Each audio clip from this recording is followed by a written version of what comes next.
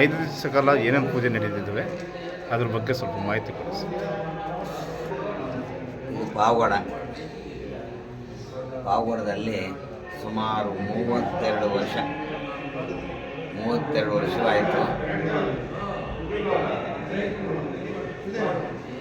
32 ವರ್ಷದ ಕೆಳಗೆ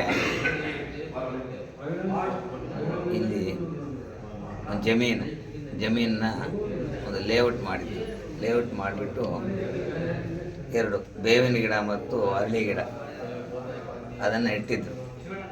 ಈ ಜಮೀನು ಹತ್ರ ಲೇಔಟಲ್ಲಿ ಒಂದು ಪಾರ್ಕು ಅಂತ ಮಾಡಿದ್ರು.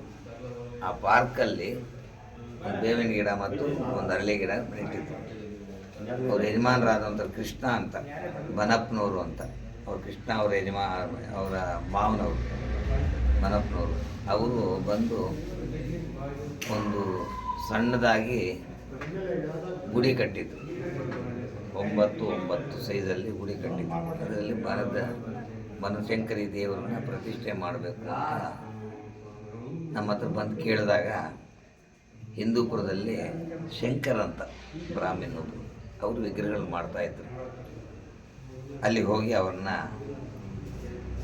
ಸಂಪರ್ಕಿಸಿ ಬನಶಂಕರಿ ಅಂತ ವಿಗ್ರಹ ಮಾಡಿಕೊಡ್ಬೇಕು ಅಂತ ಕೇಳಿದ್ರು. ಮಾಡಿಕೊಡ್ತೀವಿ ಅಂತ ಹೇಳಿದ್ರು.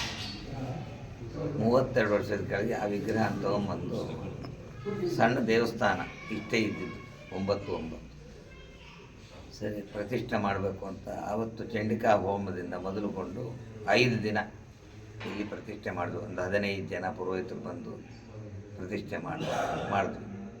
ಆ ದಿನಲಾಗಾಯಿತು. ಪ್ರತಿ ವರ್ಷವೂ ವಾರ್ಷಿಕೋತ್ಸವ ಶುರು ಮಾಡಿದ್ವಿ.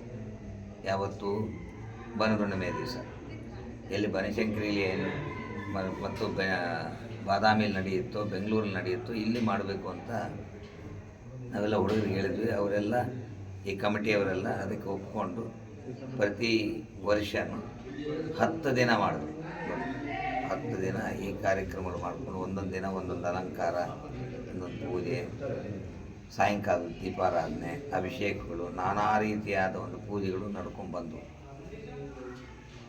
ಕಾಲಕ್ರಮೇಣವಾಗಿ ಆವತ್ತಿಂದಲೇ ಚಂಡಿಕಾ ಹೋಮ ಪ್ರಾರಂಭ ಮಾಡಿದ್ವಿ. ಇವತ್ತಿನ ತನಕ ಇಲ್ಲಿ ಯಾವ ವಿಧವಾದ ಅಲಂಕಾರಗಳು ನಿಂತಿಲ್ಲ. ಪೂಜೆಗಳು ನಡ್ಕೊಂಡು ಹೋಗ್ತಾ ಇದ್ವಿ. ಎಲ್ಲ ಸುಸೂತ್ರವಾಗಿ ಕಮಿಟಿಯವರು, ಪಾವಗಡ ಜನ, ಸುತ್ತಮುತ್ತಲವರು ಬಂದು ಇಲ್ಲಿ ಪೂಜೆಗಳನ್ನೆಲ್ಲ ನಡೆಸ್ಕೊಂಡು ಹೋಗ್ತಾ ಇದ್ದಾರೆ. ಪ್ರತಿ ವರ್ಷವೂ ಚಂಡಿಕಾ ಯಾಗ ನಡೆಯುತ್ತೆ. 5 ದಿನ ವಾರ್ಷಿಕೋತ್ಸವ ಮಾಡ್ತಾಯಿದ್ವಿ. ಈಗ ಪ್ರತಿದಿನ ಒಂದೊಂದು ದಿನ ಅಲಂಕಾರಗಳು ಮಾಡಿ ದೇವರಿಗೆ ನೈವೇದ್ಯಗಳು ಪೂಜೆ ನಡೀತಾ ಇದೆ. ಸ್ವಾಮಿ, ಅಮ್ಮವಾರನ್ನ ದರ್ಶನ ಮಾಡ್ಕೊಂಡು ಏನೇನು ದೋಷ ನಿವಾರಣೆ ಆಗುತ್ತೆ? ಅಮ್ಮವಾರನ್ನ ದರ್ಶನ ಮಾಡಿಕೊಂಡ್ರೆ ಏನೇನು ನಿವಾರಣೆ ಆಗುತ್ತೆ? ಅದೆಲ್ಲ ಏನೂ ಇಲ್ಲ. ಅವರವರ ಒಂದು ಭಕ್ತಿ ಶ್ರದ್ಧೆ ಅಷ್ಟೇ. ಎಲ್ಲ ದೇವರು ಎಲ್ಲನೂ ಕೊಡ್ತಾನೆ. ಎಲ್ಲ ದೇವರುಗಳು ಈ ದೇವರು ಇದು ಕೊಡ್ತಾನೆ, ಆ ದೇವರು ಅದು ಕೊಡ್ತಾನೆ ಅನ್ನೋದಿಲ್ಲ. ದುರ್ಗಾ ಸಂಬಂಧವಾದ ಪಾರ್ವತಿ ಸಂಬಂಧವಾದ ದೇವರು ಹೀಗೆ ಕೊಡೋದು ಏನಪ್ಪ ಅಂದರೆ ನಮಗೆಲ್ಲ ಒಳ್ಳೇದಾಗಲಿ ಅಂತ. ನಾವು ಮಾಡೋ ಪೂಜೆಯಿಂದ ನಮಗೆ ದೇವರು ಒಳ್ಳೇದು ಮಾಡ್ತಾರೆ. ಎಲ್ಲ ದೇವರುಗಳು ನಮಗೆ, ಯಾವ ದೇವರು ನಮಗೆ ಇದು ಮಾಡಲ್ಲ. ಎಲ್ಲ ದೇವರು ಒಳ್ಳೇದೇ ಮಾಡೋದು.